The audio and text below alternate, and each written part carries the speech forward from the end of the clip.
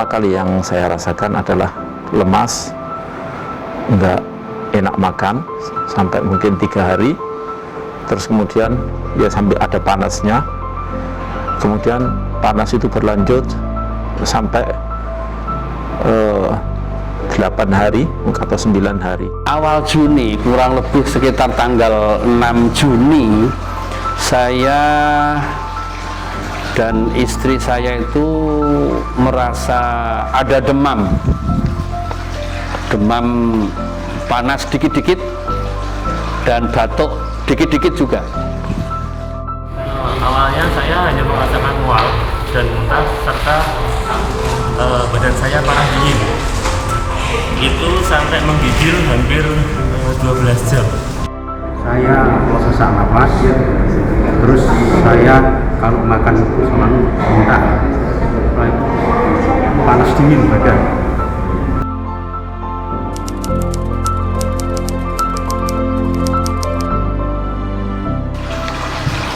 Ya, gejalanya tadi ada badan ada sedikit panas, ada sedikit batuk, itu yang saya rasakan, dan pada saat itu makan masih enak.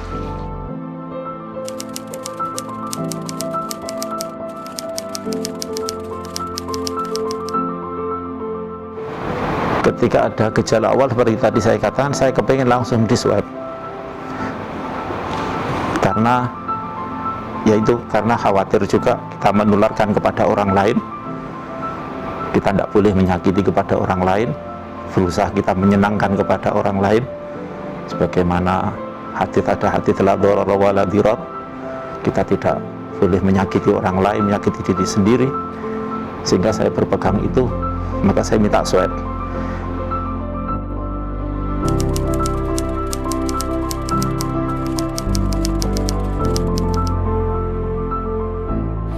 Perasaan ada rasa cemas, jangan-jangan dalam tubuh saya ini ada COVID-19 gitu. Saya cemas, tetapi saya berusaha untuk tidak panik, dan seharusnya memang kita tidak panik gitu. Saya sama istri dan anak itu ya berusaha untuk tidak panik, dan tidak panik itu adalah penting bagi siapa saja yang merasakan demam di masa-masa sekarang ini.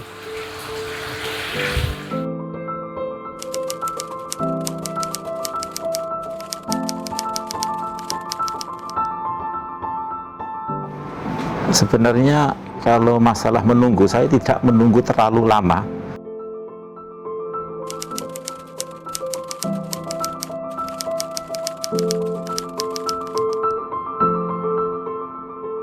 Itu apa yang saya rasakan pribadi ya, saya cerita dulu Mbak Riani ya.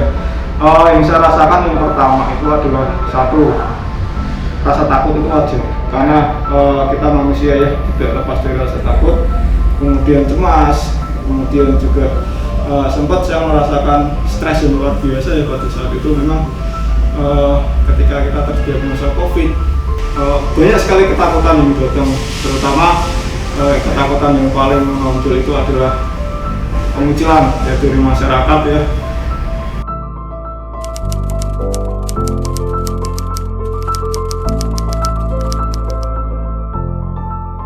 Respon keluarga atas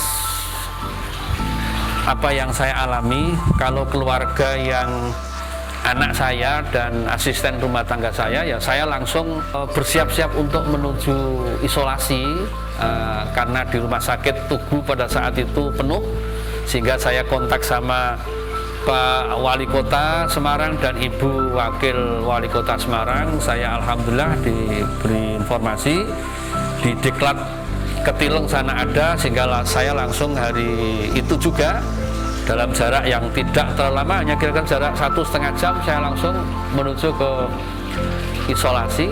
Dan saya sempat pesan kepada anak-anak supaya hati-hati, ya itu.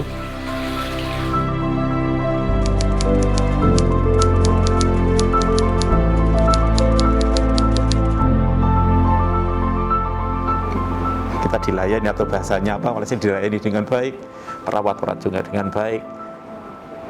Itu masalah penyembuhan, ataupun masalah saya pribadi yang saya lakukan pada saat itu adalah kita ya, istirahat dengan cukup, berusaha istirahat dengan cukup, berusaha makan dengan cukup, dan kemudian menguatkan mental, minta pada Allah Subhanahu wa taala supaya ini bisa sembuh dengan cepat, dan dengan pasrah kepada Allah Subhanahu wa taala.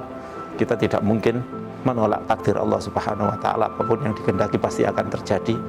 Lebih kepada pasrah kepada Allah, tapi juga berusaha dan meminta kepada Allah supaya diberi kesembuhan.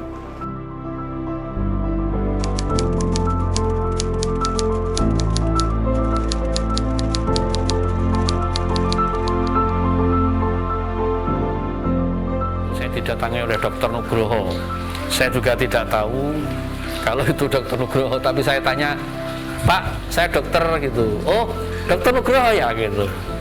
Oh ya dok, terima kasih. Saya tunggu-tunggu. Alhamdulillah dengan rawuh. Saya dikasih saran-saran oleh beliau. Ya, saran-saran beliau baik sekali, dan apa yang menjadi saran beliau itu pada umumnya juga sudah menjadi saran-saran dari para perawat. Jadi kedatangan Pak Dr. Nugroho itu motivasi bagi kami sebagai pasien, dan alhamdulillah saya ya merasa memang saya sejak masuk di rumah sakit Tugu itu saya memang ya udah ini hanya saya harus nginep di sini, saya harus menunggu hasil swab saya negatif.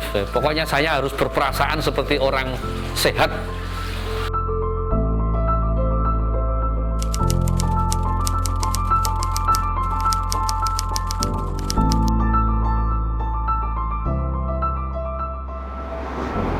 Saya percaya dari awal bahwa penyakit ini benar-benar nyata, benar-benar ada. Jadi ketika saya sudah terpapar, tidak ada perubahan dari pendapat saya. Gini soalnya, ini dokter mungkin ada pro kontra, ada yang percaya dan tidak percaya. Tapi saya yakin dokter-dokter ini, tidak beda antar dokter-dokter ini, ada yang soleh-soleh, ada yang kemanusiaannya tinggi, bahkan itu saya yakin lebih banyak daripada yang oknum-oknum katakanlah. Saya yakin di semua apapun profesi itu pasti, profesi apapun pasti ada oknum-oknumnya. Tapi kalau lihat dokter di Saudi dan di mana-mana, masa mereka itu sepakat, hampir semuanya sepakat bahwa benar-benar COVID itu ada, bahwa benar-benar corona itu ada. Masa kita tidak percaya dengan dokter yang sekian banyak? Ini suatu hal yang terlalu suudzon bagi saya kepada mereka kalau kita tidak mempercayai ini.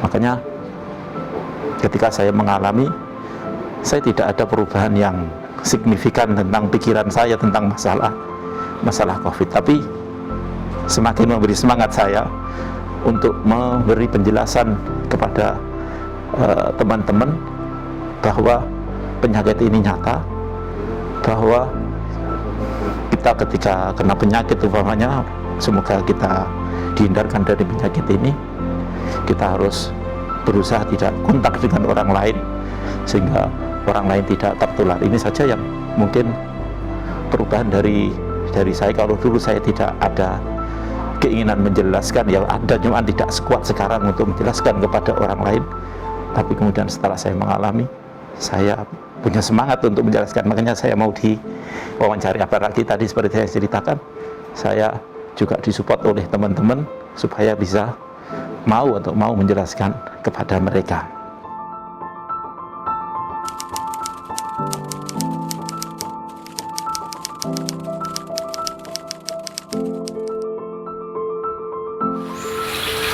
Ya, pesan saya kepada masyarakat, ya alhamdulillah saya mengucapkan selamat kepada masyarakat atau keluarga-keluarga yang alhamdulillah diberi anugerah oleh Allah sehat, tidak kena COVID-19 ya. Tetapi sungguh pun demikian, COVID ini akan berakhir kapan kita belum tahu.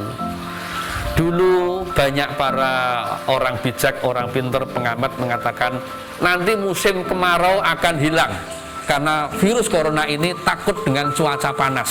Ternyata tidak demikian. Perkembangan dari 100.000 menjadi 128.000 ini hanya beberapa minggu saja. Maka oleh karena itu saya minta kepada masyarakat untuk berhati-hati ya dalam beraktivitas. Silahkan beraktivitas kerja, beraktivitas apa saja, tetapi pakai masker dan cuci tangan, jaga kebersihan dan jaga jarak dengan lawan berbicara. Ini selalu harus dilakukan. Jadi sekali lagi, kalau keluarga kita salah satu ada yang kena, ini repotnya bukan main. Maka itu karena virus corona ini masih banyak, himbauan pemerintah, himbauan ulama harus kita taati. Mari kita menciptakan kehidupan kita dengan bersih, sehat, dengan 3M. Pertama, memakai masker. Kedua, mencuci tangan. Ketiga, menjaga jarak. Insya Allah kalau 3 hal ini kita lakukan, insya Allah kita akan sehat. Amin. Allahumma amin. Mari kita terapkan protokol kesehatan bersama lawan corona.